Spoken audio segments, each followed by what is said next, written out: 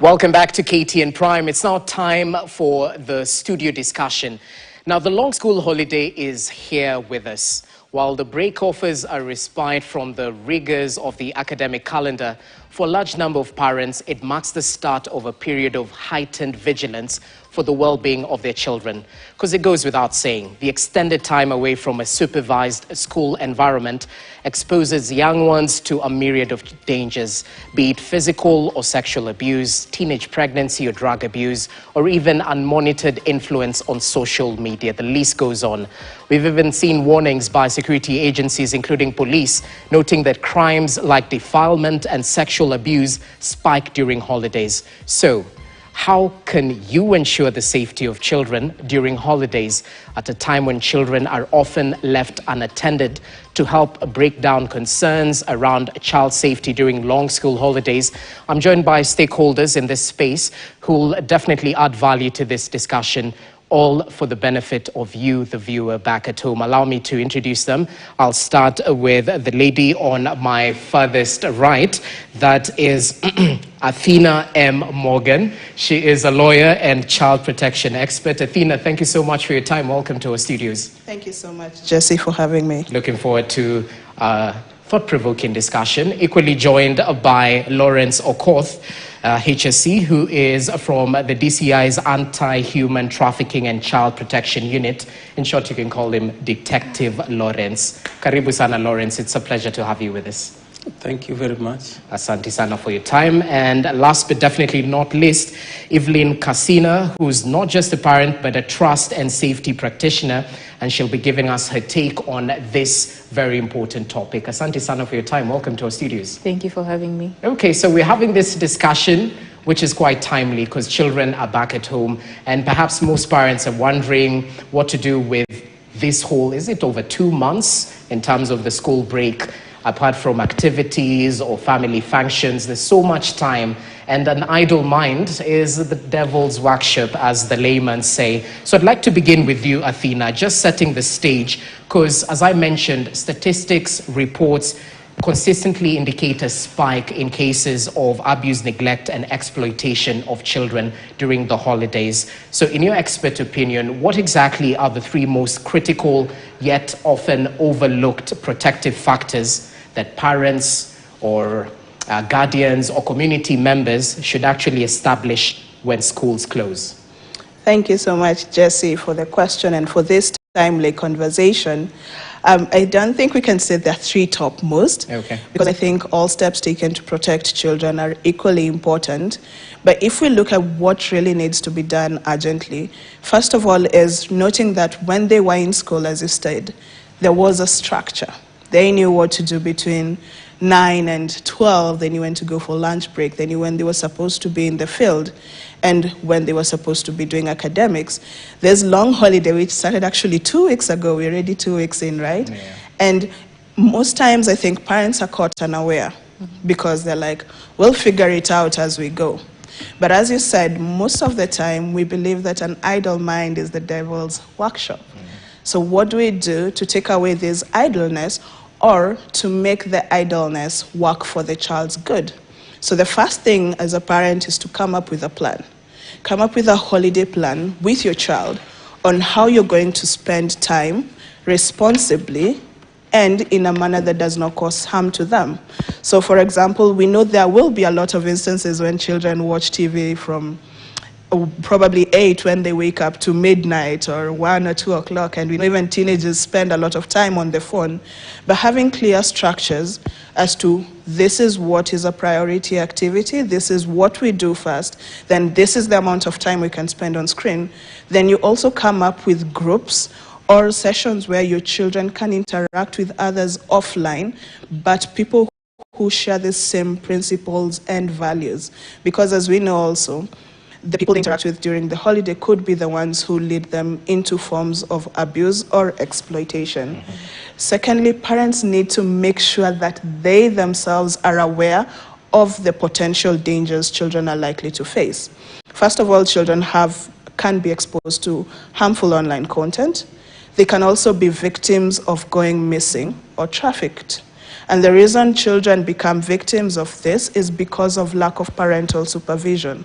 So parents need to know where the threat is so that they can come up with structures and educate themselves on how to have intentional conversations with their children, first of all.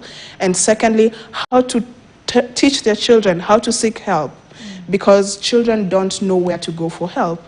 They don't know that there is Childline Kenya 116, which is toll-free, works 24/7, and if a parent or a child calls to seek for assistance, they would receive help at any point. Secondly, parents close the door to conversation, meaning that if a child becomes a victim of abuse, they are less likely to tell their parent until things blow out of proportion. So first of all, come up with a plan. Secondly, and educate yourself on possible threats, and also create structures that help your child spend their time in a positive way, create a group that shares the same social values, and thirdly, let your children know where they can seek help. If I can't reach mommy or daddy, who do I call? Does your child know your phone number offhand? Do they know who to reach out to should there be a problem? Those are like my 3 tops, but I'll let my colleagues also contribute. Really proper, off the cuff, of course. And Lawrence, as you come in, kindly talk to us about the scourge we're facing right now, because I'm pretty sure in your day-to-day activities you deal with the statistics in terms of the cases that are emerging perhaps during long school holidays. Is there a spike? What sort of cases do we see? Who are the perpetrators in most cases? Is it the safety, the people who they go to for safety? Parents at times are the perpetrators. Or who exactly is on the giving end, on the receiving end? Talk to us. Yeah, thank you very much for having me. And also, I want to really thank you for this opportunity to ensure that from the security side, we are able to really add value and make sure that the public are aware about how to really protect their children. Mm-hmm. And also, we are there to really deal with reports that we receive.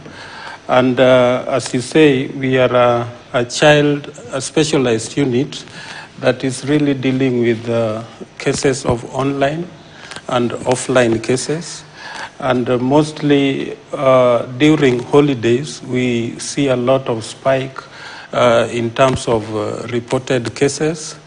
And at the moment, we deal with around an average of 60 cases per day that we receive online. And we have to really analyze them and try to really see who are these people. And because children are with parents and caregivers at home, what we really need to know is that children, when they are given gadgets, some are really, they know what to do, but they explore. Until the parents are aware and are able to really monitor and keep an eye on what children are doing online, they cannot know. And because at times they say they are more techno-savvy than parents, we encourage parents to just have the principles of detecting and saying that this child might be experiencing something online, regardless of which platform. So we encounter gaming platform like Roadblocks, where children are experiencing many games, and some people, because the parents are not aware, and they just give screen time without really monitoring what the children are doing online. So the predators, they take advantage. Instead, they use the chatting board of those platforms, so that they are able to really chat, request for more information outside the gaming ecosystem, and they are able to get more information from children, which they use against them. And we see a lot of grooming, where people are really making sure that they build trust with children online, such that they are able to even send their pictures online, which are used against them. And once they get the pictures of the child, they use those pictures against the child, and even extorting, asking the children, if you don't pay this much, we are going to expose the pictures and chats that we have with you to your parents in school, on social media. And this can really make a child to really think of even harming themselves and running away from home, more so if there is not that good relationship with the parent to a child. They cannot share with the parent that. Okay. And also with some parents are aware and they are able to really link their phones with their children's mobile phones so that they are able to monitor. They can only see what platform the child is accessing, but they can't see what the child is doing online. So we encourage, much as they can do that, they get to know what the children are doing online. Okay. And also, maybe to add on top of that, when they know what the children are doing, they can really make sure they report, and we are able to deal with that. Okay, so prevention, of course, is better than cure. In terms of cure, talk to us just briefly about the number of cases that have been dispensed of when it comes to exploitation, especially amongst children. What's the success rate? Because there's usually this criticism that is fronted towards the investigating agencies, that the wheels of justice grind really slowly. And at the end of the day, we don't really know if some of these cases are still lingering in court or they have been dispensed of. Talk to us about that briefly. Yeah, I must say that we have many successful cases. And what maybe the public at times don't understand, that we have legal protocols to really process the evidence and adduce that evidence in court. Yeah. And one case can come as a red flag, like a child running away from home. It will come as a report of missing child. Mm-hmm. But as we don't take it as face value, we have to dig and get to know what is really the push factor. What has really made this child to run away from home? Are there other children? And with that, you will realize one case we can maybe identify more than even 10 victims.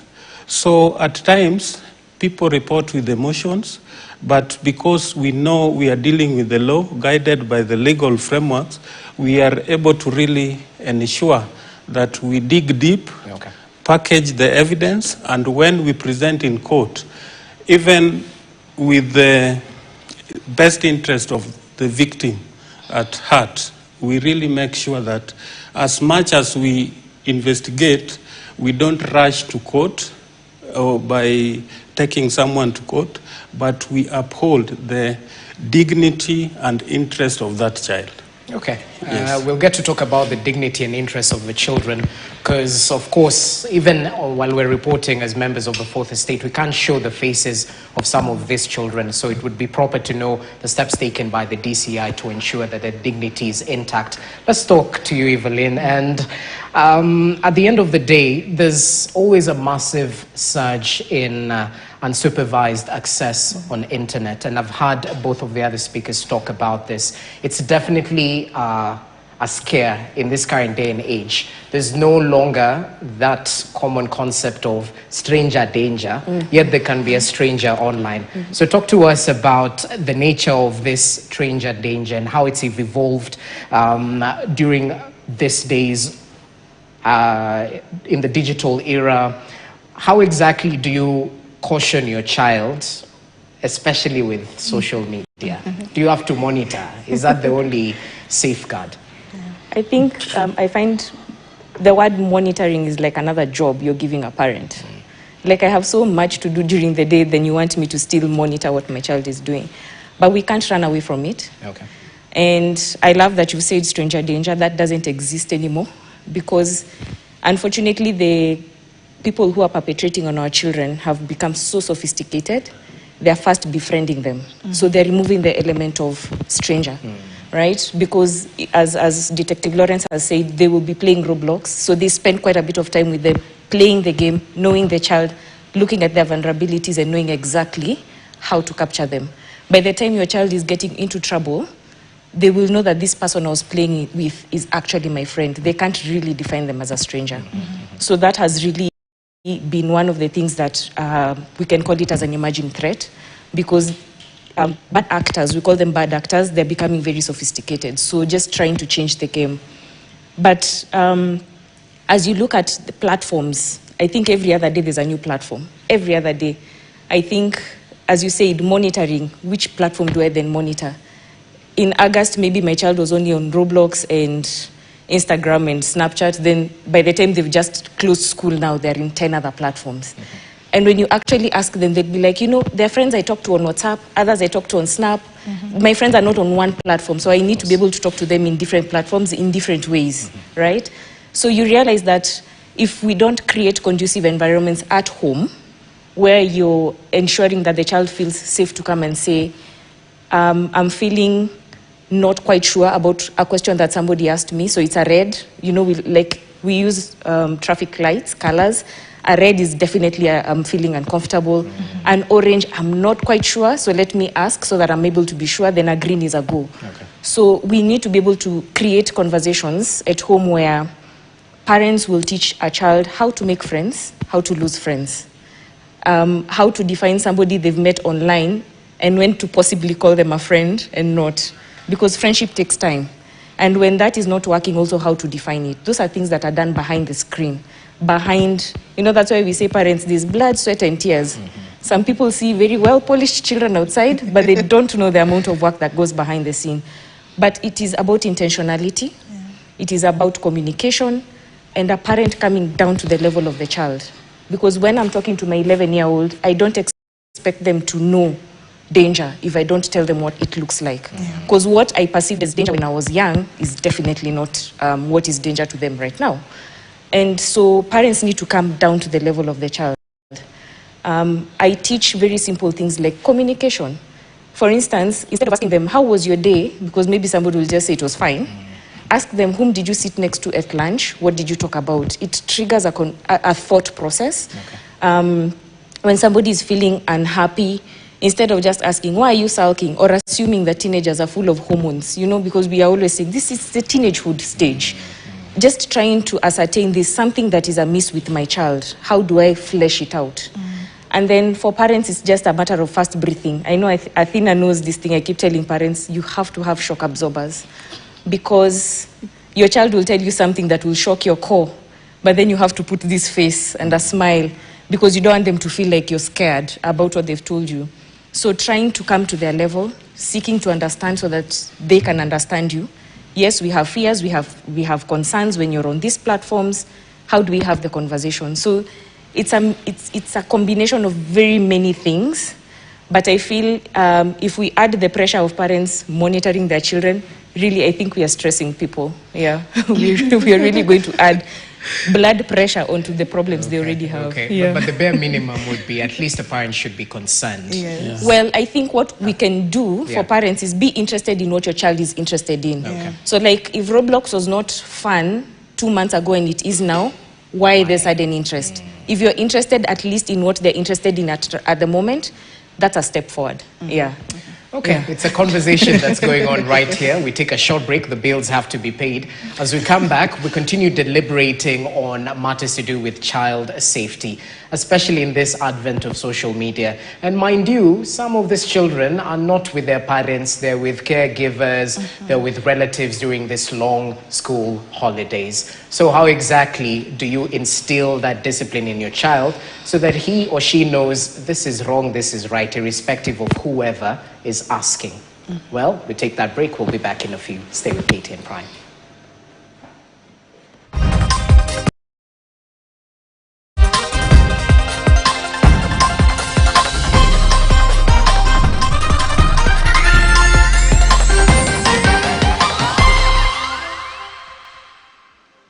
Welcome back to KTN Prime. Thank you for staying with us. In case you're just joining us, we're having a very timely conversation, all to do with something that hits closer home. In case you're a parent, You very well know that this is the period where schools have closed, long holiday, especially since it's the third term, and you're trying to wonder, how can you ensure your child's safety during this long school holidays? Well, we've brought in stakeholders in studio to shed light on this very timely topic as you try and ensure the safety of your children back at home. Allow me to reintroduce my guest joining me in studio, Evelyn Casina, who is a trust and safety practitioner, equally joined by Lawrence Okoth, a detective at the DCI, specifically the Anti-Human Trafficking and Child Protection Unit, and Athena Morgan, who is a lawyer and child protection expert. Thanks so much for your patience. Let's continue with the conversation. And before the break, we had hinted on how the safety, how most children see parents as their go-to, as the safe zone. What happens in an instance where a parent is not too open with such information, perhaps being too strict, or due to retrogressive practices in the culture where they're trying to protect the perpetrator due to blood relations and whatnot? Talk to us about that. Yeah. Thank you for that question, Jesse. And let me start by giving a very common example. There are two parents. We have parent A and parent B. They are both in the kitchen. Parent A tells their child, do not touch this sufuria. If you touch it, I am going to spank you. And then parent B says, don't touch this sufuria because it is hot, it's going to burn you, and you will be in pain. So this child tomorrow is not with a parent, is with a relative or someone else, or just alone and supervised in the house. And the question becomes, which of these two children will actually obey the parent?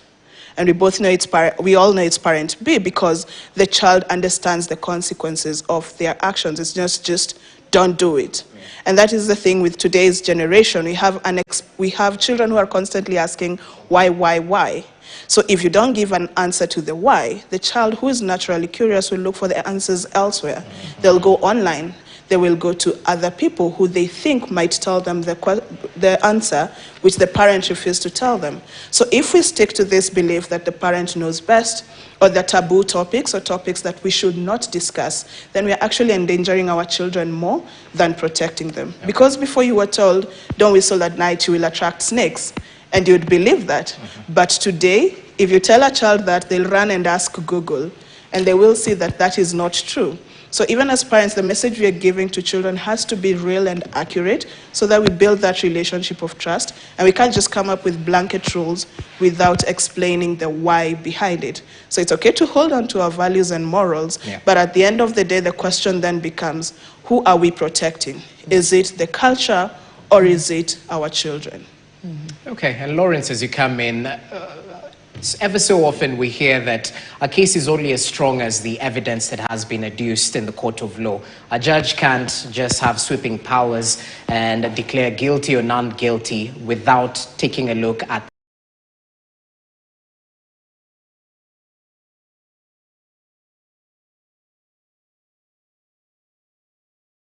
the evidence. So at the end of the day, how do parents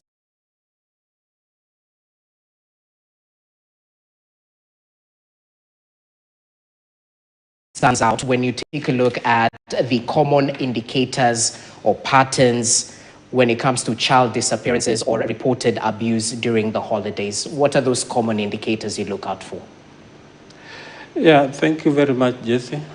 With the children, they usually come out if you give them that safe space to talk. Okay. So we encourage parents that when the children disclose to them or they discover, they don't have to really vilify or accuse that child, or they need to encourage children to talk, because even the child's testimony is part of the evidence in court. So if they are like quarreled, they are told that they are blamed, they feel like they need not to talk. So we encourage that the parents, once they discover or the child discloses to them that I'm going through this and this is the the message, or I sent someone my picture and this person is really attacking me using the picture. So they need to really even screenshot and leave in that phone the chats and the picture, so that it will take the timestamp, the name, and even the date of the messages that were received. So we encourage the parents to ensure that they talk to children in a friendly way and give them that space to talk about it, because there is a difference between disclosure and discovering. So a parent discovering that a child is talking with a stranger and exchanging messages, maybe still the child is attached to the stranger or the perpetrator, and they will not easily give out the information. But a child who has really come out and said that someone is really abusing me or bullying me online, then that child is ready to talk. So that child needs to be safeguarded and the evidence protected and reported to the police. So at times we find a parent has withdrawn or noticed that the child is too much on phone. As a red flag, the child is going to the washroom with the mobile, going to sleep, the phone is still there.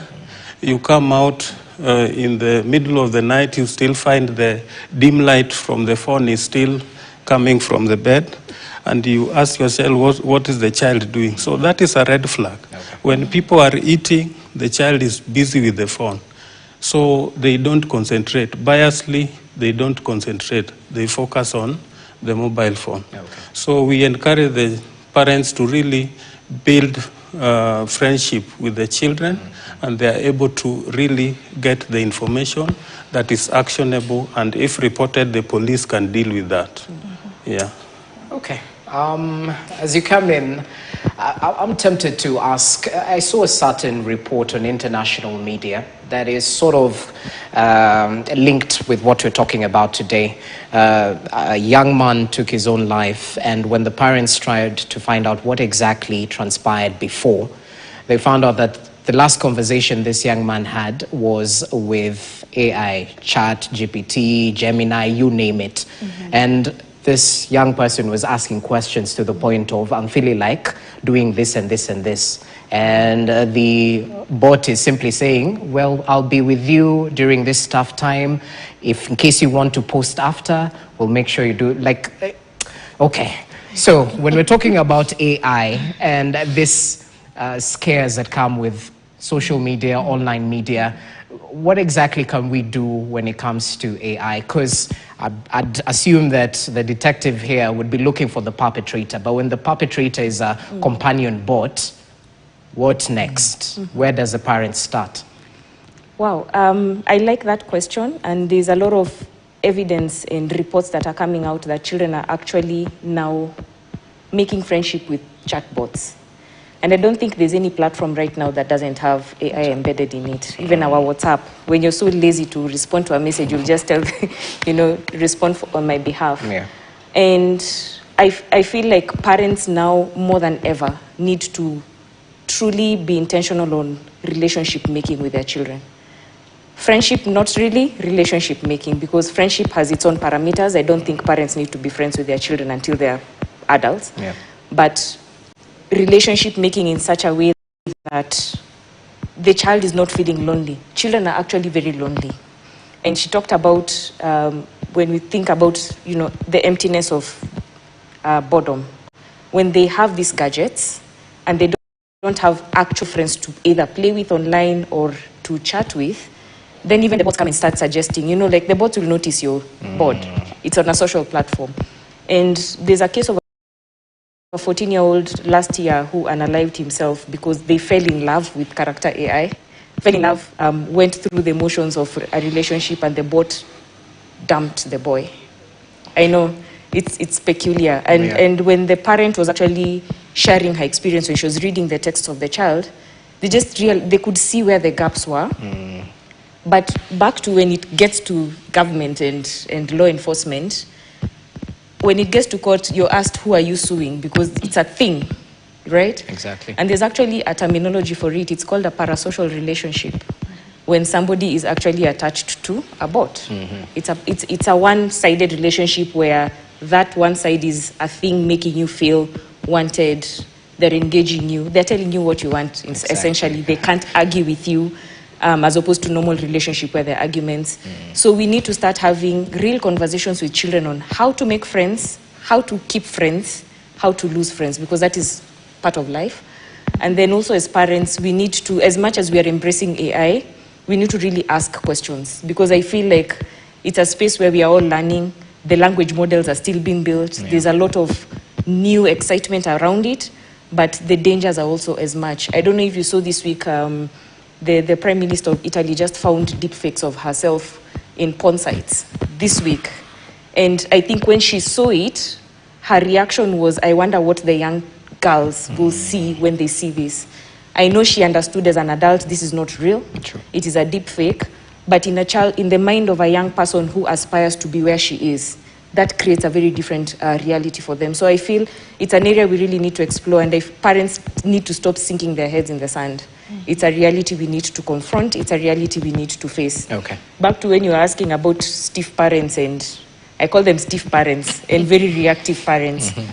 When you are in that state, really, you cannot know what to. You're always on reactive mode. It's like you have a fire extinguisher on your back. And when you are a parent with a fire extinguisher on your back, you're always waiting for fire. And that is your work, kuzima moto.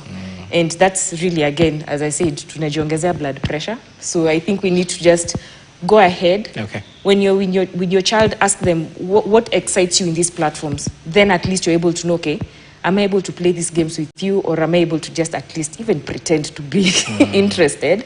But then ask them, are you chatting with people? Who are you chatting with? How are you having these conversations? And for parents, it will be simple things. When a child is creating content, because also challenges, they're doing challenges that are really funny. True. I saw one of a child who is inhaling air freshener, the air freshener in your toilet, putting it in their mouth and setting it ablaze. Obviously, it's going to burn you. But those are the challenges that they're doing. So when parents see some of these things, they need to ask their children, okay, by the way, what excited you about that, right? Some are deadly, some are fun, some are silly. So it's about being interested, because even us, we find ourselves dancing, and trying to prove to the world that our knees still can, withstand pressure. Okay. But it's part of that we need to stop being so aloof. I think parents are aloof, so we need to stop being aloof. More involved. Yes. Okay, and perhaps is this area alive to the reality of AI companion bots? How do you deal with such cases, if there have been any? Yeah, I believe AI is part of the challenges that we are really dealing with, because they create multiple accounts that you cannot really tell whether they are real accounts or they are just AI-related cases. So it promotes a lot of identity theft, and it also makes investigations to be very complicated, in the sense until you identify the real account, you are able to deal with that case. But AI, there is a lot of tools that are able to really tell this is AI generated child abuse material, and people use that to extort money by really generating fake images, sending to a real person, and then to make that person send them their own images. Then they start using that to request for money. It is even happening to adults, but it is worse to the children. Yeah. Okay, we need to be alive to those realities. And I look at this as a civic education session. So pretty sure our viewers back at home are benefiting from the nuggets of wisdom, as they say. Let's talk about how the media often focuses on the dangers, but not really enough on the recovery. Let's say water is under the bridge, the deed has been done, unfortunately. How exactly can a parent whose child has gone through a traumatic experience get to reintegrate that child into society, What are the steps that you would advocate for in a case where such an instance has occurred? Yeah. Okay, that's a very interesting question, and it has a couple of layers attached to it. So first of all, you talked about the media. Yeah. I think we are told good news doesn't sell. So definitely you guys Guilty are big on bad news, right? But also the recovery process is so much personal and also communal. Mm-hmm. The reason I say this is because once a child has been abused, the community around them will determine how well this child heals and is reintegrated back into society. Okay. We've had cases where children go missing, where children have been victims of abuse, and it is discovered, or the missing child, for example, is found and brought back home. And parents will tell their kids, don't interact with this kid, akona tabia mbaya. Or let's say a child was exposed prematurely to sexual content and maybe they indulged in it. And it has been found out, even if it's a relative who's abused the child, but they'll be like, I won't let my kid interact with them because your kid will teach my kid bad manners, right? So in most cases, we find that the society still blames the victim, which does away with the healing process. So the first step to take, first of all, at a personal level, is for the parent to seek psychosocial support for themselves and for their child. Because the child cannot get help and the parents not to, because this has also been traumatic to the parents themselves. So the psychosocial help helps them process what has happened. Secondly, as a society, we need to stop blaming the victims, especially the children. It is not their fault. Children mimic what they see. So if a child has bad manners, what we call bad manners, it's either because they've seen it with the adults in their room, told what is happening, they have been exposed to it on content that they are watching online. And we know today there is a lot of information out there. And hence there is the reason to filter and monitor what children are doing online, as we said. But should they be exposed, then can we have honest, intentional conversations about it? So heal the child, heal the family through psychosocial support, but the community also needs to stop blaming the victim so that once the child is brought back, they have the support they need to be able to overcome that which has happened to them, and they should not protect the abuser. You find in so many cases children are told, we cannot report that it is your father or your uncle because he or she is the sole breadwinner. So we need to take away the fact that as a community we protect the abusers and start protecting the children and focusing on their best interest. Okay, that's really proper. As you come... Yes, I think just to add on that, there is something that one of my friends called Dr. Carol keeps saying, that also parents need to drop the shame, drop the guilt. Once you stop feeling guilty about something that has happened to your child, then you're in a position to help them properly. Then we need to also make children stop feeling shame, because even when your voice is staggering, just report. Even if you don't have the right words, you can draw, you can sing, you can, we tell children even as young as 5, use the language that you feel, you can communicate it to say what you want to say. So we need to start also making it normal for them to be able to report, to share what they feel. And then as adults, we need to drop the guilt and kill the shame. That will really, really go a long way.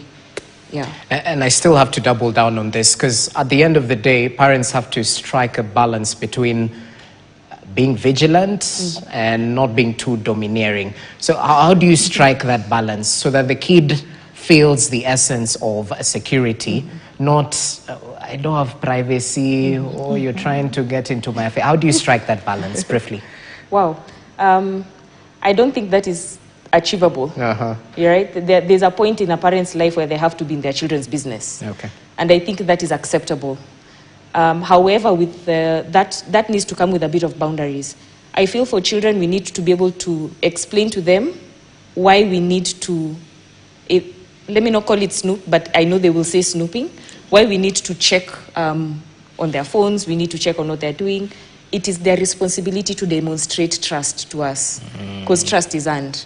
Once they have done something silly, of course, we'll be like, before I allow you to go back, I have to keep checking. Exactly. So until they demonstrate that trust to the parent. I think also as parents, once we have committed ourselves to trust our children, we need to adhere to that. Okay. So I think it's a double-edged sword, because the generation we have, and I don't know if you've seen the alpha generation, they are so firm on their ground, such that if you said one thing and you move the goalpost, you've lost it. Exactly. And so for parents for parents to feel like they still have the control, they need to be able to also demonstrate that they can control themselves and trust, so that now the child doesn't feel, as Detective Lawrence said, they're being ostracized. Then they will put the parent far away, and then they start creating an unhealthy loop of people they come to. Okay. We often tell them that, when you're in trouble, you will call your parents. Whether they scream, they yell or not, they'll still come. When you're in trouble and you tell your friend, a teen, they will not give you the best advice, but your parent will still come. Yeah. So I think it's a balance of how can I be able to just create a conducive environment. Okay, briefly, before we engage the detective here. Yeah, and also just to add what Evelyn has said, we need to factor in the maturity level of children while we are engaging with them. So the way you talk to a 5 to 10-year-old about technology is not the same way you talk to a 10 to 12 or a teenager about technology. Parental restrictions, filtering of information and content that children watch can work for the 11 years and below. But the older they grow, they will have multiple devices, they'll have multiple ways of bypassing the safeguards that you have put in place. So understanding that different maturity levels of children need different ways of engaging and interaction would help a parent to be able to know that if I ban my 6-year-old from watching this content, we might not have a lot of pushback because it's content they don't even know exists because a filter is there. But if you try and put a filter on a 14-year-old's phone, it will definitely not work. So how do you talk to a 6-year-old versus how do you talk to a teenager to ensure that you're also showing them that you are acknowledging their developmental stages and you're also giving them room to earn your trust, as we have already spoken about it. Trust is two-way traffic. Yes. As you come in, let's set the stage, because you often work with other stakeholders, NGOs, non-governmental government agencies, Children's Services Department. So talk to us about how critical that multi-agency approach is in terms of achieving successful outcomes in child protection. Yeah, multi-agency approach is one of the best ways of really addressing children matters, because no one single agency can really focus and work on a child matter and really succeed, because we are looking at the safety, the safeguard in terms of sheltering, in terms of counseling, and with the badge of the police, we really can't counsel and also interview and investigate at the same time. So the multi-agency approach really makes it easy for us as we pursue the justice for that child. There's other agency that is focusing on restoring the dignity in terms of counseling and even treatment from the health sector. And also there are some other service providers like children home, where a child is really, you said a while ago that some children don't have parents, they don't have place to call home. The only place they call home is orphanage.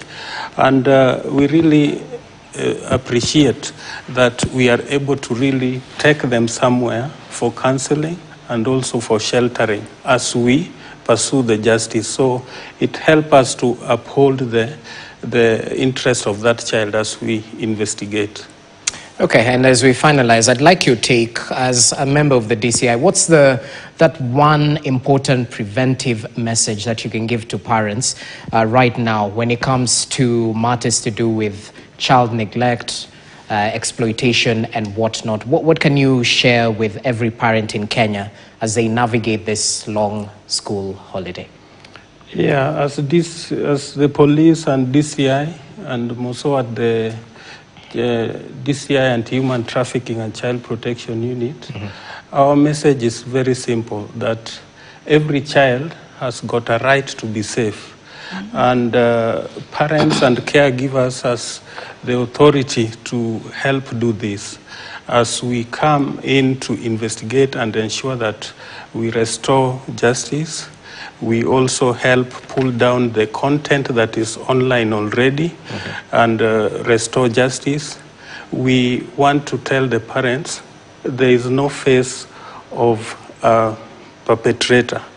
They are at home, they are in the neighborhood, they are within and amongst ourselves, within the society, but let us keep being alert and make this holiday fun and safe, free of abuse. Thank you. Okay, as we get the final comments from each and every one of you, I'd like to speak to the realities. Not every family can afford extra eyes, extra hands during this long school holidays to take care of their children. So what's cost friendly? What's low cost or high value activities, resources can some of these children actually be engaged in? Whether it's church, in my case, I used to go to church, and there were activities during the holiday. So speak to this as we try and give solutions, not just hinting to the problems. I'll give you 30 seconds, a minute each as we finalize. I think after COVID, all the playgrounds for children have become hybrid. So I think we need to be alive to that reality. And if you're not that parent who tells your child, go get vitamin C or D outside or get a sunburn, then I think we've lost the plot. However, there are actually very many activities children can interact with, actually some free. Interland from Google has this amazing game that children can learn online safety as they navigate challenges. Okay. It's on Google, it is free, it's called Interland. You just need internet access. You just need internet access and some time, right? And I think in their own spaces, because they've created their own spaces, they actually have avenues to play.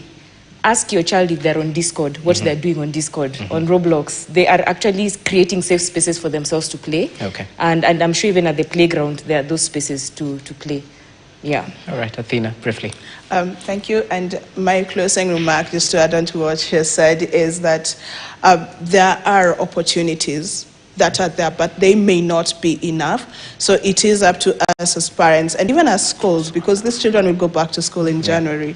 And if they're really damaged during the holiday, then it also sets back the school calendar. So it's our responsibility to actively look for experts who can talk to our children during church meetings, during youth gatherings, during those retreats that you do. Incorporate child safety into those conversations. Let's not just be all about religion and family values, but let us be alive to the challenges that exist.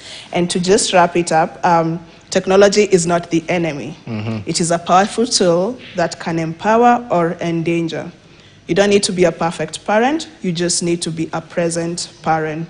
So listen, ask questions, and keep learning alongside your child. That's a quote from my book, Raising Digital Natives. Okay. And when you do that and everything that we have talked here together, I think we're going to make it easier for the children. Be present, don't be perfect, just present. I think that's a major takeaway. Yes. Thank you so much. I mean, from the outside looking in, if you know what I mean, it's a little bit of an uncomfortable conversation, but these are the realities of the day. And anyone who's planning to have a successful family has to really take interest in terms of their children's safety and wellness. Asanteni sana for your time. Athena Mwarwakamori Morgan is a lawyer and child protection expert. We equally appreciate the presence of Detective Lawrence Okot from the DCI's Anti-Human Trafficking and Child Protection Unit. Asante sana for your time. Ever so often we have these conversations without the presence of government or security agencies to add their take. So we really appreciate your availability. And we're equally joined by Evelyn Casina, who is a trust and safety practitioner. Really appreciate. Well, that's it. Dot the I's, cross the T's. We've given you the information. Do with it as you please. My name is Jesse Rogers. That marks the end of tonight's edition of KTN Prime. Thank you so much for watching. Enjoy the rest of your viewing. Good night.